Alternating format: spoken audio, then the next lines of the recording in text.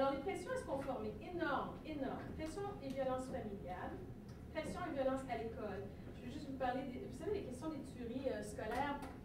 Je trouvais cet article intéressant. C'est deux chercheurs qui sont allés faire une étude de tous les rapports qui ont été faits sur les tueries scolaires depuis les années 80 jusqu'à 2000, je ne sais pas quoi. Et ce qu'ils ont trouvé, c'est que systématiquement, ce qui était en cause, et particulièrement dans les 10 dernières années où ce ne sont plus des histoires dans les années 80, c'était plus des histoires de gangs, de trucs comme ça, que depuis 10-15 ans, il s'agit vraiment d'attaque à la masculinité de l'individu comme faisant partie du harcèlement, du bullying que le jeune aurait vécu avant de prendre sa mitraillette. Et ça, c'est intéressant parce que c'est jamais rapporté de cette façon-là. Je vous dirais que j'ai vu sur Oprah la semaine dernière, cette semaine, on est quoi là? La semaine dernière, parce qu'Oprah, c'est une référence culturelle nord-américaine importante, et que Oprah avait justement 2 mères dont les fils s'étaient suicidés à cause du bullying. Et j'étais enchantée de voir que ils ont fait ressortir que dans le bullying, c'était du bullying homophobe, c'est-à-dire qui s'attaquait à la masculinité du garçon. Silence et passivité de la part du personnel scolaire. Donc, au niveau de l'homophobie, il y a un psychologue américain que je trouve très intéressant qui a fait une étude longitudinale sur le développement des garçons. Nous élevons des garçons qui vivent dans la peur d'être perçus comme gays et qui s'efforcent de développer une masculinité stéréotypée au prix de ce qu'ils sont réellement. Et là-dedans, on ne parle pas de créer des hommes rôles, on parle de laisser nos garçons s'épanouir naturellement. La majorité des garçons sont comme ce que Maccoby a trouvé chez les primates. Ils vont aimer se bagarrer, ils vont aimer les jeux de compétition, de hiérarchie, etc. Mais ce n'est pas tous les garçons.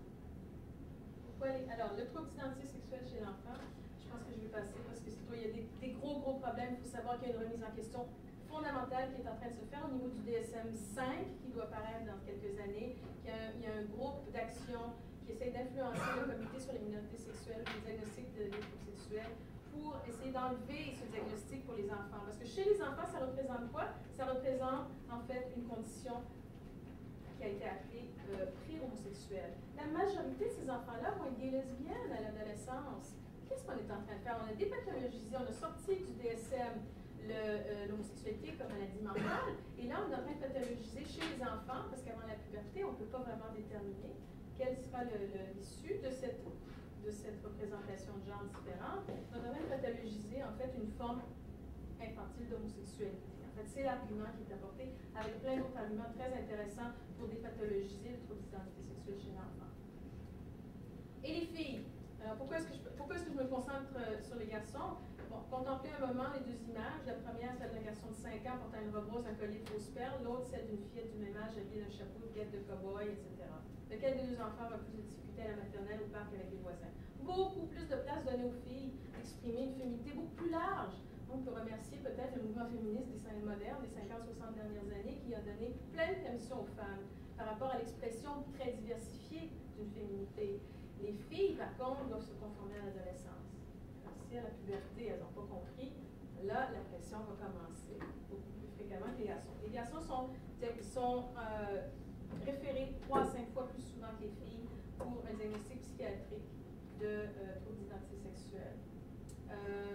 Les enfants explorent leur identité sexuelle jusqu'à l'âge de 6-7 ans. Même sans intervention, la plupart des garçons atypiques se conforment aux attentes sociales de masculinité vers l'âge de 8-9 ans. C'est un peu inquiétant parce que je pense que la majorité se conforme parce qu'ils n'ont pas le choix. Parce qu'il y a des personnes qui ont protégé leur droit d'exprimer une masculinité différente.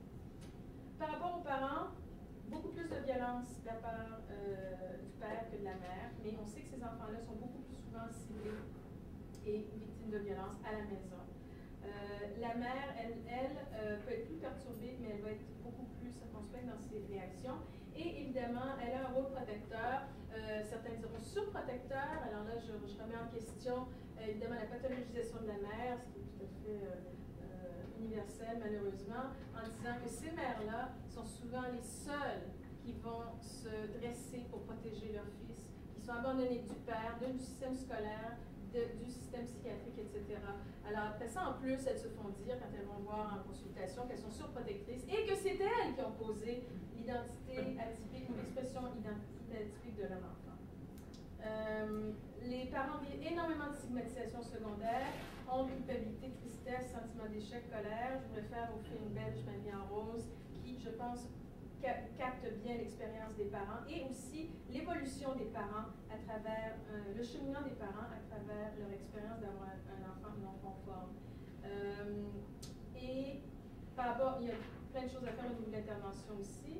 Alors, où en sommes-nous? En fait, il n'y a aucune variable qui se rapporte au comportement des parents qui a été identifiée qui permettrait de conclure une influence sur les comportements atypiques de leur enfant. Et ça, c'est important parce qu'on continue de subir une influence très forte qui nous vient, je pense, à l'origine de la psychanalyse française. Je m'excuse, mais qui continue de blâmer les parents et qui continue de tenir les parents responsables pour le développement identitaire de leur enfant. Il n'y a absolument rien au plan scientifique qui confirme ou qui soutient cette hypothèse. Et pourtant, on continue de blâmer les parents. Alors, au lieu de soutenir les parents, au lieu de les aider à gérer toute la marginalisation secondaire que eux peuvent vivre parce que leur enfant est marginalisé, que toute la société les tient pour responsables, ils vont vers le système psychologique ou psychiatrique et ils se font dire, gentiment bien sûr, hein, que c'est de leur faute d'une façon ou d'une autre. Alors, ils sont encore plus démobilisés en tant que parents et encore moins efficaces pour protéger ou pour soutenir l'enfant par rapport à cette démarche. Je vous laisse avec une dernière citation que j'ai trouvée très bien d'une chercheuse européenne. Alors, ces familles luttent afin de soutenir un enfant transgenre, on peut l'appeler transgenre, ce n'est pas un terme que j'utilise nécessairement, malgré l'absence de consensus professionnel quant à la cause du problème, le but de la thérapie ou la meilleure marche à suivre.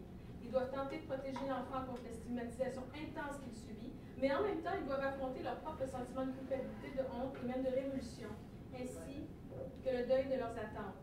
Tout ceci dans un contexte culturel et politique qui n'offre que des paroles vides tout en prétendant à la célébration de la diversité sexuelle et qui typiquement tient les parents pour uniques responsables quant aux problèmes vécus par nos enfants.